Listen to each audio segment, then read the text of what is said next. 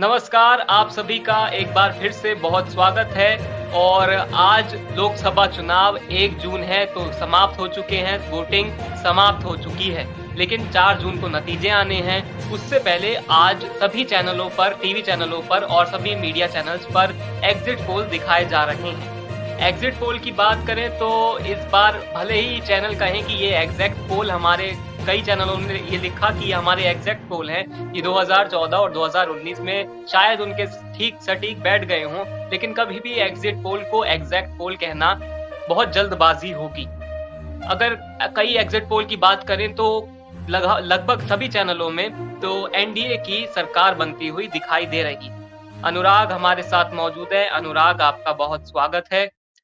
अनुराग, कई चैनल्स में देखा गया कि एनडीए की सरकार बन रही है, बीजेपी को पूर्ण बहुमत की सरकार इस बार बनती उनकी दिख रही है। ये चैनलों का एग्ज़िट पोल बता रहा है, मेरा मेरा कोई आकलन नहीं है। देखिए, चैनलों के एग्ज़िट पोल की क्या बात करें। चैनल तो इस बार एग्ज़िट पोल वाले तो 400 पार भी ना करवा पाए भाजपा को कई चैनल। मात्र मैं देख रहा हूँ 1-2 ही महज़ 1-2 चैनल है जो 400 पार उन्हें 401 पे ले जा रहा है, वरना सब 400 से नीचे रख रहे हैं भाजपा को। तो जी, एग्ज़िट पोल कभी भी सच साबित नहीं हो सकते। महज़ 70% या फिर 80% एग्ज़िट पोल का जो अनुमान होता है, सीटों का आंकलन होता है, वही सच साबित हो पाता है। क्योंकि पिछली बार 19 का जी, चुनाव देख लीजिए या फिर 14 का चुनाव देख लीजिए। अगर कोई व्यक्ति कहे कि एग्ज़िट पोल से बिल्कुल साबित हो जाता है कि इतने ही आंकड़े 4 जून को देश में आने वाली सरकार को मिलेंगे, तो ये बिल्कुल झूठ है, सफ़ेद झूठ कह लीजिए इसे। क्योंकि आप देखिए, हुँ, जब भी कोई समाचार एजेंसी की बात करें, फिर न्यूज़ चैनल अपना सर्वे करवाता है, तो वो कहीं न कहीं किसी पार्टी के पक्ष में जाने का स्वभाव उसमें लाज़मी हो जाता है। जिस प्रकार का जी, वर्तमान में मीडिया की स्थिति है, उसको देखते हुए या फिर आप पीछे से कह लीजिए पर्दे का पीछे का जो खेल है। और ये तो अब हुआ कि चुनाव खत्म होने के बाद आप एग्ज़िट पोल दे दे सकते हैं। पहले तो बिल्कुल पहले तो अलग स्थिति थी एग्ज़िट पोल को लेकर। जनता को कहीं न कहीं जी, भ्रमित करने का काम किया जाता था। हुँ। जी, अनुराग। अनुराग, कई कई चैनलों में ऐसा देखा गया कि 350 पार एनडीए को करवा दिया गया, कई चैनलों में तो 401 सीट भी एनडीए की दिखाई गई और कई चैनलों में मैंने ऐसा भी देखा, एक एक अखबार था वो, चैनल तो नहीं कहूँगा लेकिन उनका डिजिटल प्लेटफ़ॉर्म भी है, तो उन्होंने आँकड़ा दिया कि 281 से लेकर 352 सीटें एनडीए को जा रही हैं। तो अपने आप में अगर आप ये गैप देखें, तो ये इतना बड़ा है कि अगर 281 और 352 देखें, तो इतना बड़ा गैप ही बीच में है। तो इसको लेकर मतलब अगर आप नीचे वाली एज पर जाएँगे और ऊपर वाली एज पर जाएँगे, तो इतना बीच में गैप बन जाता है कि समीकरण ही बदल जाएगा बिल्कुल। मतलब ये कैसा एग्ज़िट पोल है अनुराग? अब हर व्यक्ति की बात करें या हर मीडिया संस्थान की बात करें, जो उसकी प्रतिष्ठा है, वो दाँव पर लगी हुई है। क्योंकि जब हुँ, 4 जून को नतीजे आएँगे, यदि उनके एग्ज़िट पोल सच साबित नहीं हो पाएँगे, तो कहीं न कहीं उनकी प्रतिष्ठा में गिरावट आएगी और जो आना भी एक लाज़मी है। तो इसी प्रकार कई जी, अखबार जो सर्वे करवाते हैं, फिर मीडिया संस्थान जो सर्वे करवाते हैं, उसमें इतना गैप रखते हैं ताकि उस गैप को कवर कर लिया जाए, जब चुनाव के नतीजे आए। क्योंकि अगर उनके जो एग्ज़िट पोल से अगर सीट की बात करें या नतीजों की बात करें, अगर वो 5% या फिर 10% ऊपर-नीचे हो जाता है, तो कोई नहीं, लगभग कहकर उसमें एडजस्ट कर दिया जाता है। परंतु आप नोट कर लीजिए, 4 जून को जब चुनावी नतीजे आएँगे, मैं कह रहा हूँ आपको, ना तो एनडीए 400 पार जाएगी और ना बीजेपी 370 सीटें हासिल कर पाएगी। इसे नोट कर लीजिए। तमाम टीवी चैनल, तमाम मीडिया एजेंसी कुछ भी सर्वे कर ले, कुछ भी दावा कर ले, परंतु तो 4 अनुराग जून को जब आपका नतीजे आएँगे। तो अनुराग, आपका एग्ज़िट पोल क्या कहता है? अगर आप अपना आकलन बताएँ, कि कितनी सीटें एनडीए और कितनी सीटें इंडिया गठबंधन या फिर अन्य जीतने जा रहा है इस बार लोकसभा चुनाव में? मैं आपको ये आश्वस्त करा सकता हूँ कि एनडीए ना 400 पार करेगा और ना भाजपा की 370 सीटें आएँगी। इसे नोट कर लीजिए। जी, जी अनुराग। और अनुराग, अगर राज्यवार तरीके से बात करें, तो उत्तर प्रदेश को लेकर आपका आकलन क्या कहता है? अगर टीवी चैनल्स और मीडिया चैनल्स की बात करें, उनके एग्ज़िट पोल की बात करें, तो उत्तर प्रदेश में लगभग-लगभग पिछली बार जैसा ही 62 बीजेपी और 65 एनडीए को सीट आई थी। तो उसी के आस-पास चैनलों में दिखाया जा रहा है कि इस बार भी वही समीकरण रहने वाला है और बीजेपी एक बार फिर से उसी लगभग अपने दिखाई दे रहा है। देखिए, उत्तर प्रदेश में निश्चित रूप से भाजपा की सीटें घटेगी, परंतु इतनी मात्रा में नहीं घटेगी। इतना ज़्यादा नुकसान भाजपा का नहीं होगा। भाजपा का जो उत्तर प्रदेश के अंदर नुकसान होगा, वो महज़ 10 से 15 सीटों का नुकसान भाजपा को उत्तर प्रदेश के अंदर होगा। परंतु सबसे ज़्यादा अगर कहीं नुकसान भाजपा का होगा, तो वो हरियाणा के अंदर होगा, वो कर्नाटक के अंदर होगा और वो उसके बाद बिहार के अंदर होगा भाजपा को सीटों का नुकसान। अनुराग, आपने कर्नाटक की बात करी, कर्नाटक में तो दिखा रहे हैं कि बीजेपी को इस बार बढ़त मिलने वाली है। अरे, आप देखिए कर्नाटक जब सर्वे आते हैं किसी भी पार्टी के, जब आपने पिछली बार 5 विधानसभा के चुनाव हुए थे 2023 में, तो छत्तीसगढ़ में तो कांग्रेस ही सरकार बना रहे थे एग्जिट पोल। तमाम एग्जिट पोल फेल हो गए उसके अंदर। जी।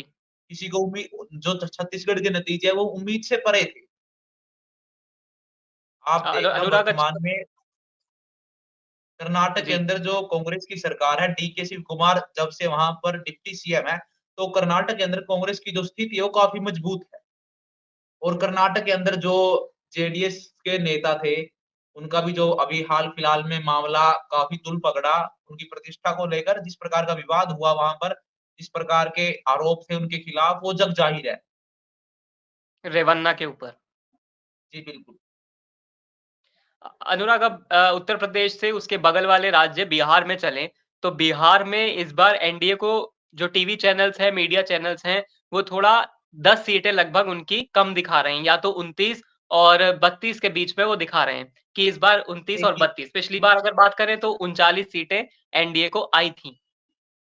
इस बार जो भाजपा की सीटें बिहार में घट रही हैं या फिर हम एनडीए की बात कर लें, तो उस घटती हुई सीटों का ठीकरा भी बिहार के मुख्यमंत्री नीतीश कुमार के ऊपर फोड़ दिया गया।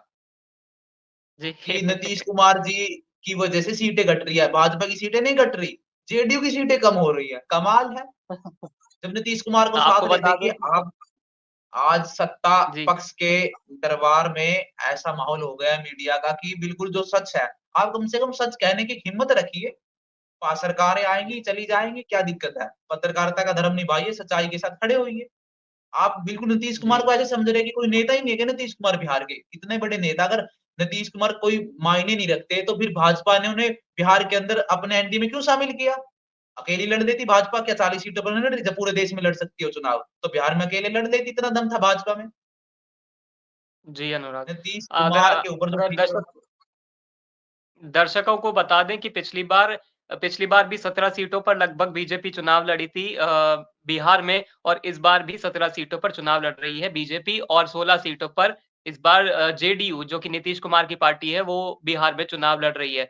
अनुराग, आप क्या मुख्य कारण मानते हैं अगर बीजेपी की सीटें बिहार में कम होती हैं, तो वो तेजस्वी यादव का जो एक तरीके से लोगों के बीच जनाधार है वो बढ़ा है, या फिर नीतीश कुमार की वजह से बीजेपी की सीट कम हुई, जैसा कि टीवी चैनल्स में कहा जा रहा है?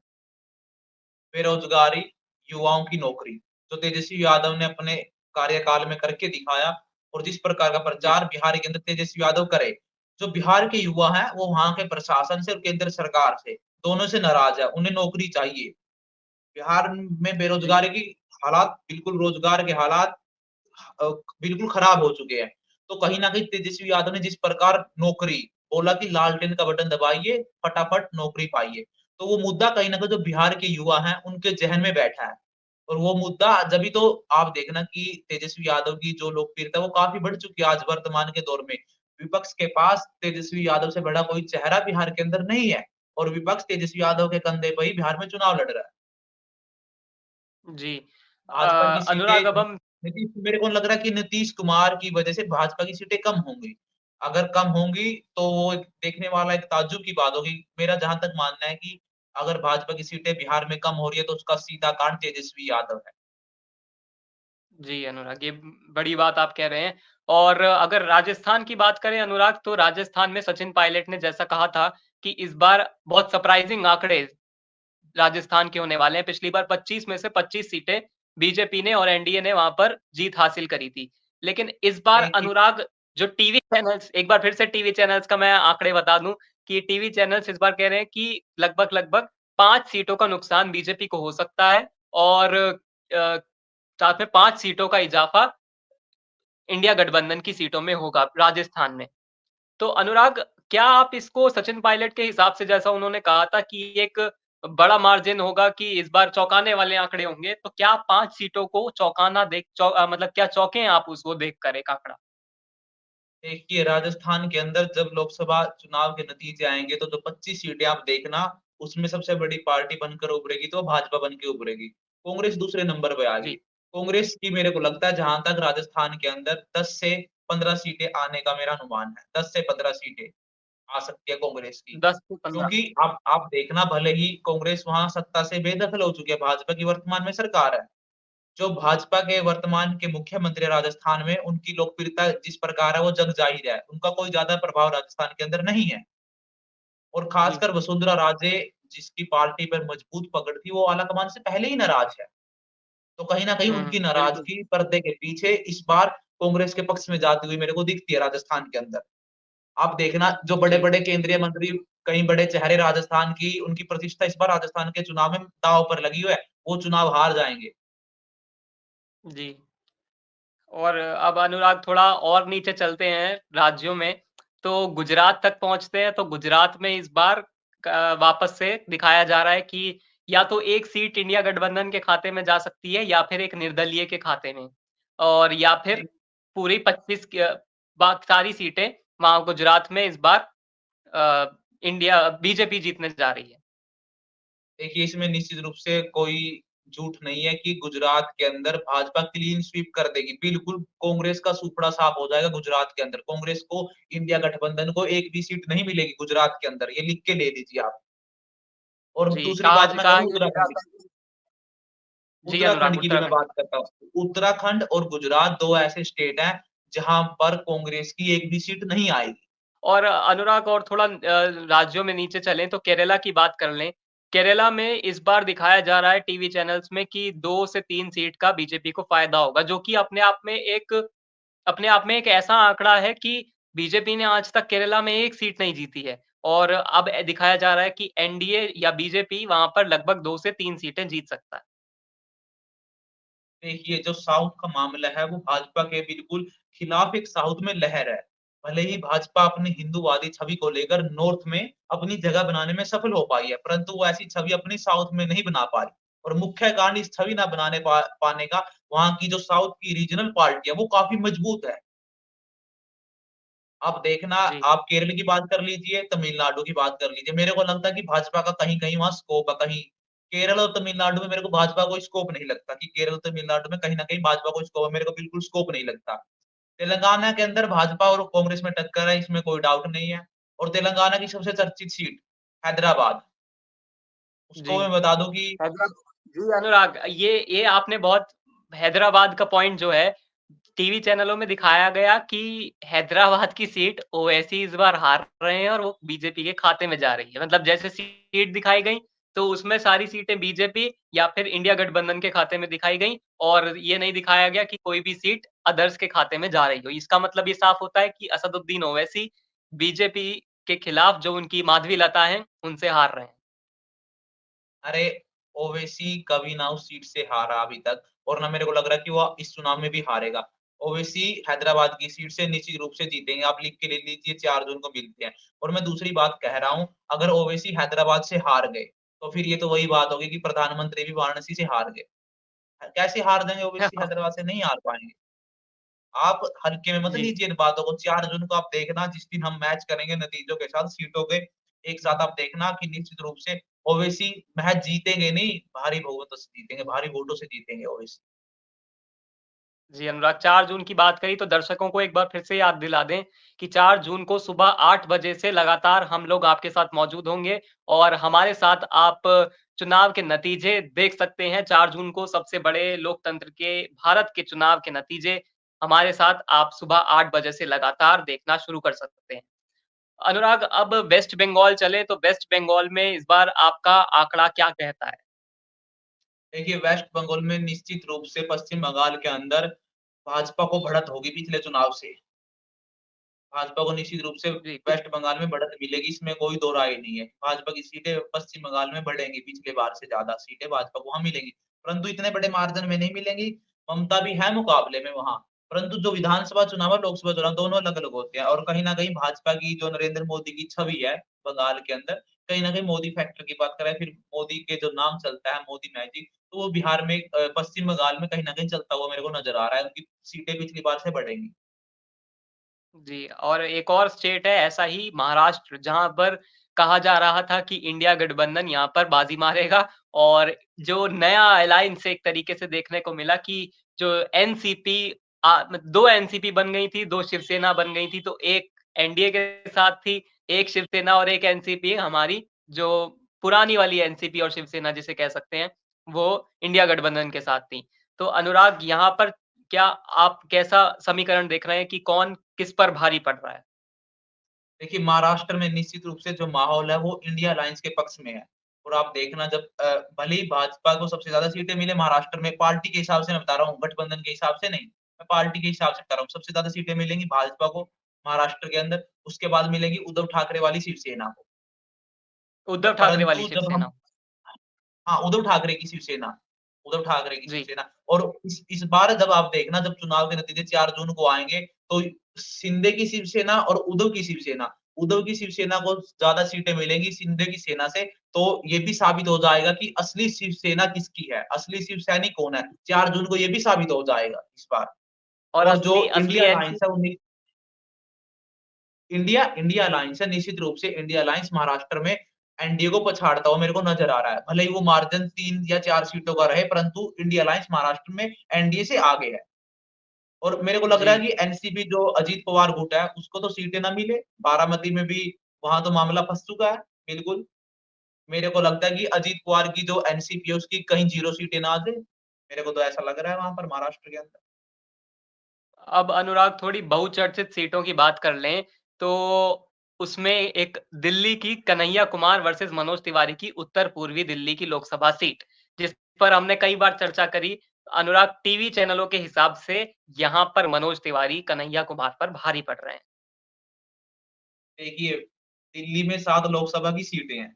मुझे लगता है कि 7 में जी, से 6 भाजपा के पक्ष में, दिल्ली की 6 लोकसभा सीटें भाजपा के पक्ष में जाएँगी।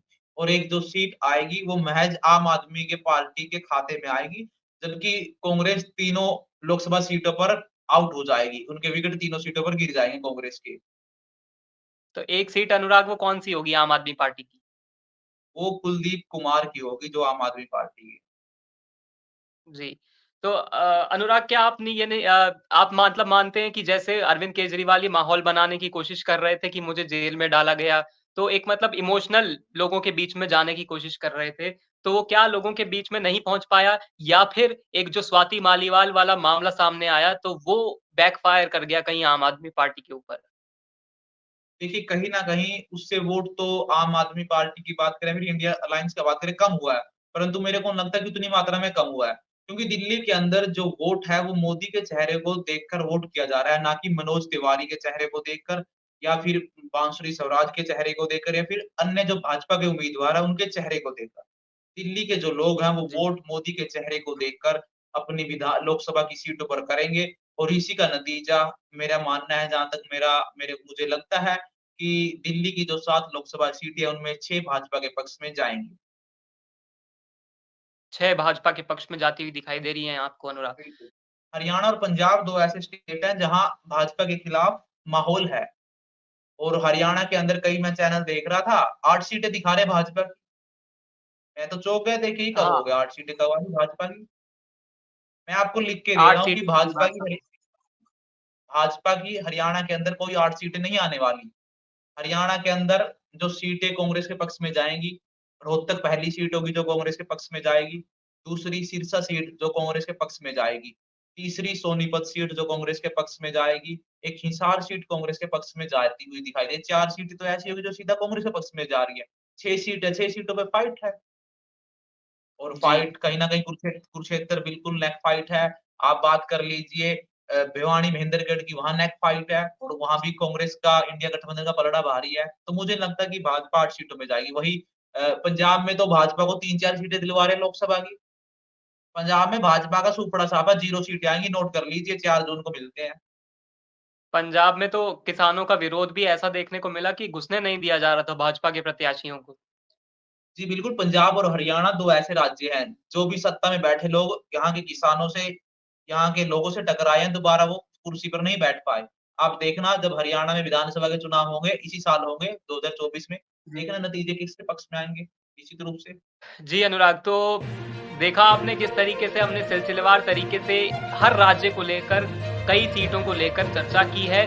पूरे इस लोकसभा चुनावों के दौरान हम दोनों, अनुराग हमारे साथ और मैं क्षितिज, हाज़िर होते रहे और लेकिन हालाँकि ये टीवी चैनलों के एग्ज़िट पोल हैं, हमारा भी ये सिर्फ़ आकलन है एक तरीके से। इसे सच मानना बिल्कुल ठीक नहीं होगा, ये जल्दबाज़ी होगी। ये नतीजे 4 जून को आने हैं। 4 जून को एक बार फिर से याद दिला दें कि 4 जून को सुबह 8 बजे से लगातार आप हमारे साथ, मेरे अनुराग के साथ और हमारी नई टीम के साथ पूरा ये चुनाव के नतीजे देख सकते हैं और आज के लिए इतना ही।